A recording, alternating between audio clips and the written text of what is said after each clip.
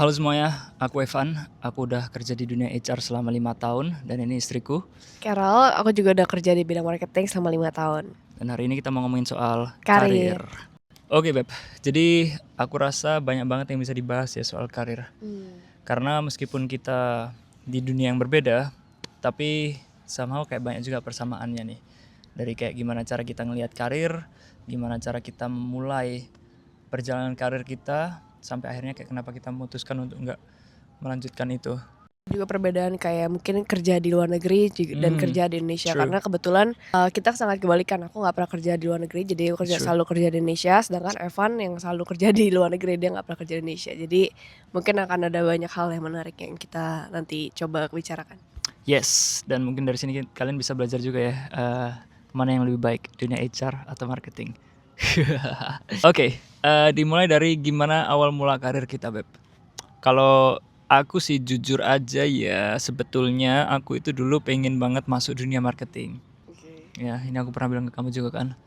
Tapi karena nggak pernah keterima guys. Jadi somehow aku ngerasa kayak peminatnya waktu itu yang pengen masuk marketing itu banyak banget dan alhasil saingannya itu lebih susah. Jadi akhirnya aku nggak masuk ke jalur itu karena itu kayak bukan hokiku aja.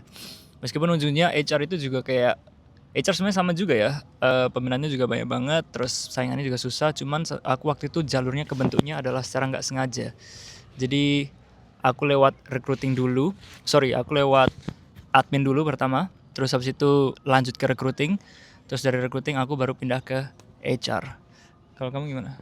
Kalau aku jujurnya pada saat kuliah pun marketing nggak pernah terlintas di pikiranku sih. Kayak karena pertama kali aku justru pengennya kayak perhotelan, tata boga. Oh iya? Iya, No sejujurnya aku way. pengennya kayak gitu. Cuma Kuliah jurusan apa?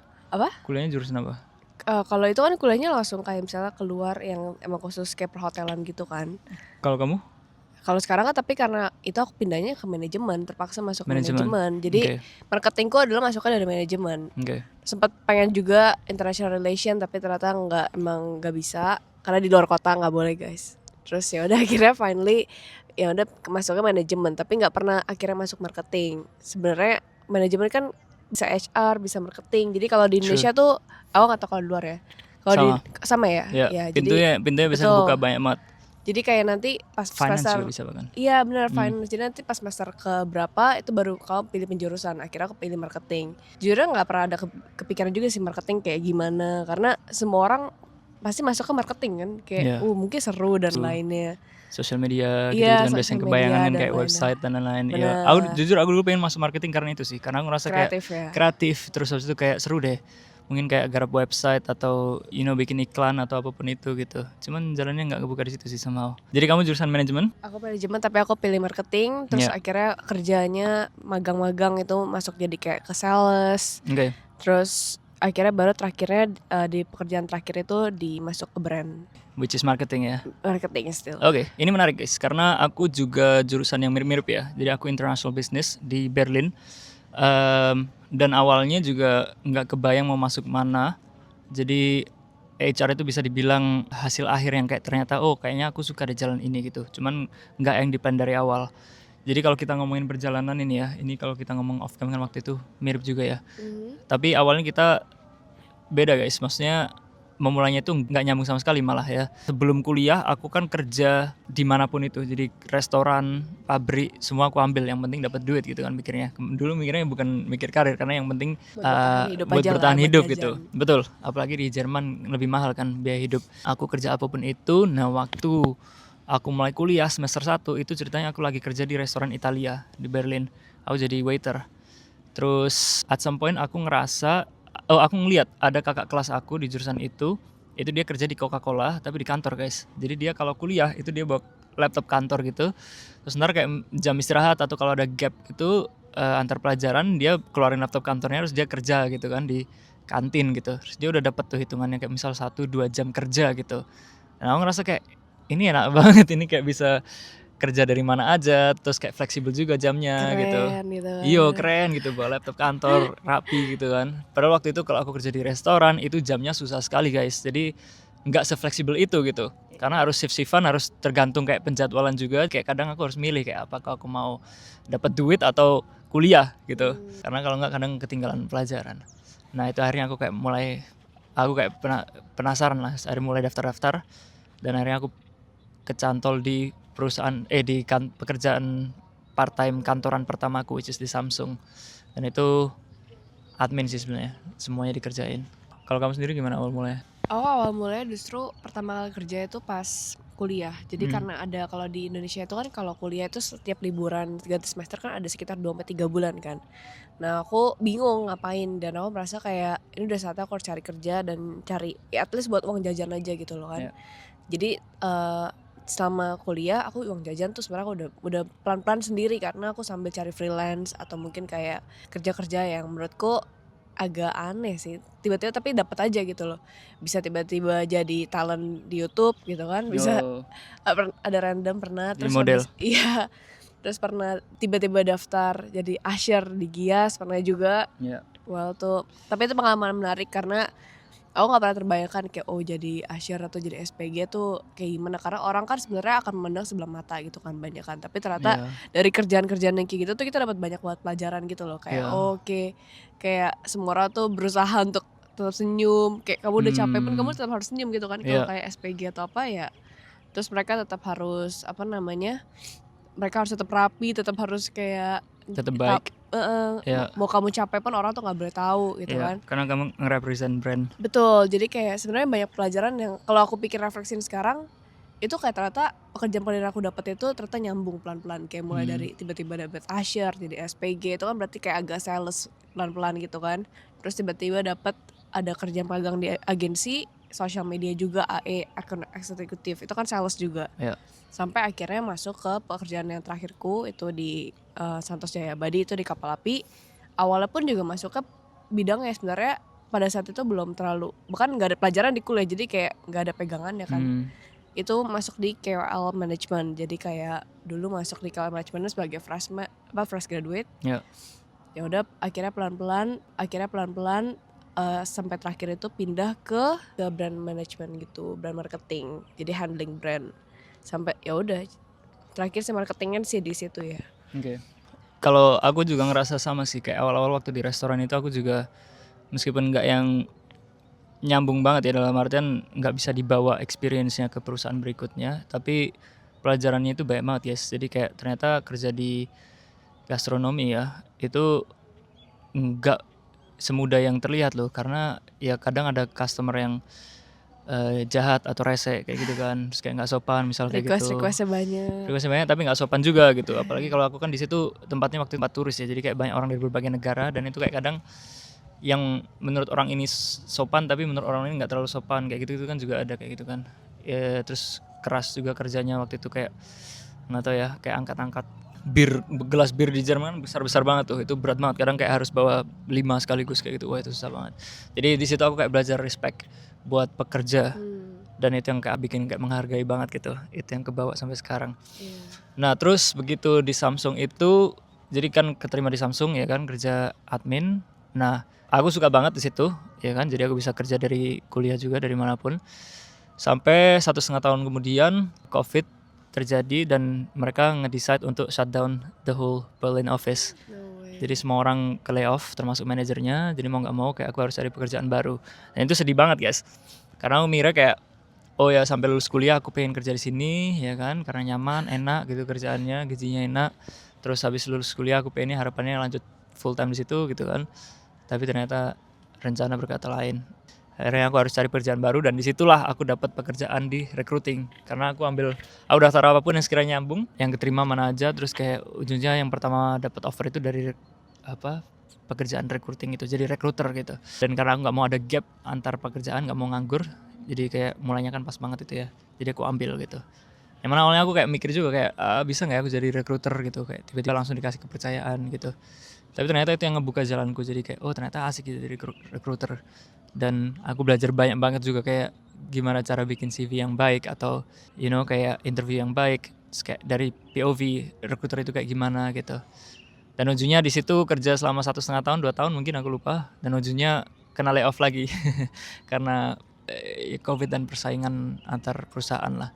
Yang mana waktu itu kayak hampir 500 orang kayaknya kena layoff dalam 3 rounds gitu. Tapi dari situ besar banget. besar banget. Dan sakit hati juga ya pada waktu itu ya, kayak damn padahal suka banget di sini, suka orang-orangnya gitu. Tapi kalau dilihat ke belakang sih kayak semua yang terjadi itu for a reason sih. Karena itu yang membuka jalanku untuk berikutnya gitu. Sampai akhirnya aku pindah ke apa ya waktu itu, ke Volkswagen Group. Jadi apa sih namanya? Kalau yang reach out gitu, talent sourcer. Oh iya.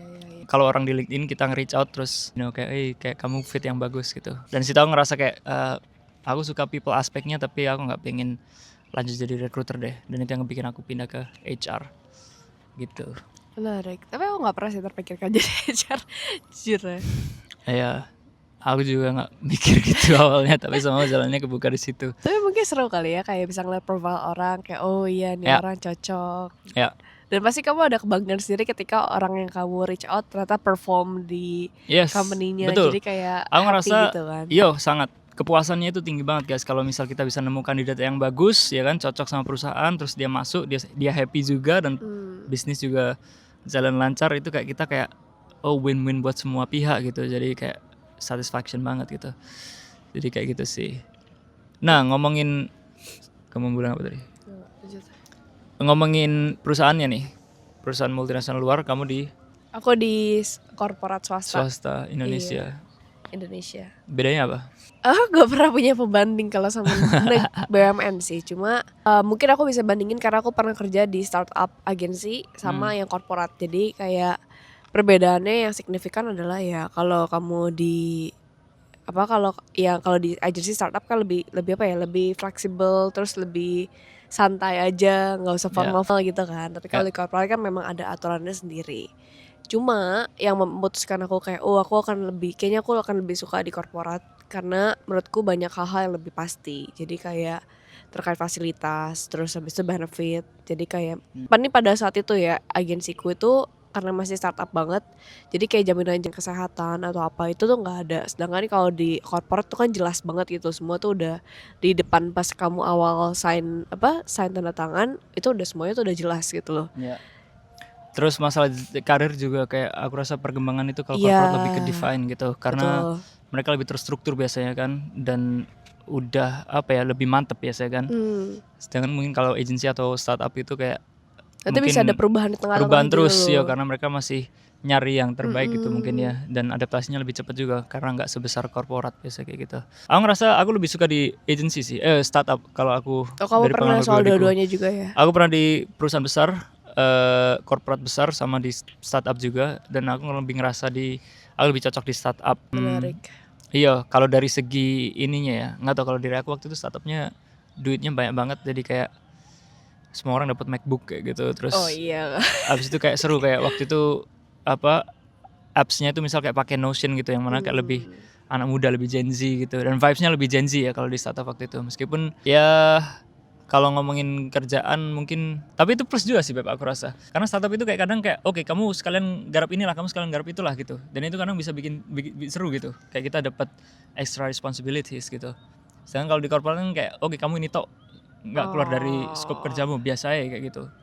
Mungkin itu akan sedikit keuntungan kalau kamu sebagai fresh grad. Tapi kalau kamu udah profesional atau pro hire dan kamu kerjanya di agensi tapi tiba-tiba harus banyak kerjaan yang kayak gitu, tiba-tiba ini tiba-tiba itu, kayaknya sih juga ya, agak berat ya. Tapi nggak menutup kemungkinan, karena maksudnya yang kita omongin ini kan sesuai pengalamanku. Tapi ada juga temanku yang udah di korporat, dia pun resign pindah balik ke agensi gitu. Jadi karena dia merasa kayaknya gue lebih suka jadi POV orang agensi daripada POV klien. Karena kalau klien kan harus satisfy terus dan lain-lain. Dia lebih suka di agensi, lebih fleksibel dan lain-lain. Jadi ini emang semuanya tuh emang beda-beda, balik ke personal masing-masing. Ya, menarik sih. Oke, jadi terakhir kamu kan di kapal api, aku terakhir di Tesla. Apa tuh sebelum kita resign, kayak apa yang kita rasakan mungkin? Serem juga. Nggak, tapi gini, kalau aku aja deh, gimana yang ngomongnya ya. Kalau aku ya guys ya, jadi puncak terakhir karirku kan di Tesla itu. Dan tapi di situ kayak aku ngerasa setelah beberapa tahun kerja di korporat, aku ngerasa kayak kayaknya aku pengen melakukan sesuatu yang buat diriku sendiri deh. Jadi yang awalnya aku ngejar karir, Tapi setelah karir itu terkejar, aku dapat posisi yang aku pengen dan aku bisa kerja di perusahaan yang aku impikan. Nah, aku udah tahu rasanya kayak gimana. Nah, bagiku waktu itu yang kerasa untuk jadi next step-nya adalah jadi entrepreneur. Jadi membangun usahaku sendiri ya kan, setelah kumpulin modal, setelah kumpulin pengalaman, setelah kumpulin knowledge, next step-nya adalah seperti itu.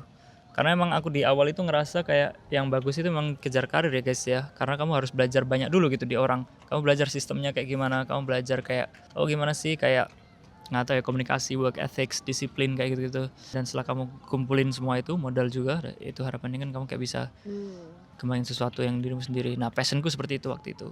Dan ini yang bikin aku kayak pengen apa menjalani atau keluar terus kayak akhirnya fokus ke wirausaha, wira swasta. Iya, menarik. Kalau buat aku alasan aku resign sebenarnya Setelah karena nikah. karena ikut suami. Suami.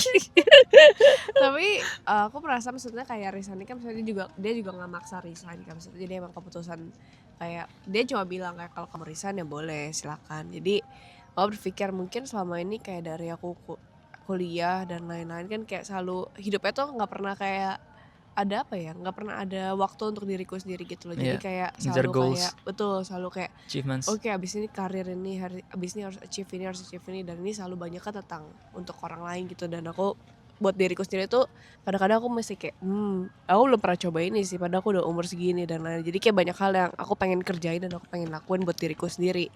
Dan finally ya pelan-pelan lagi dicoba gitu kan.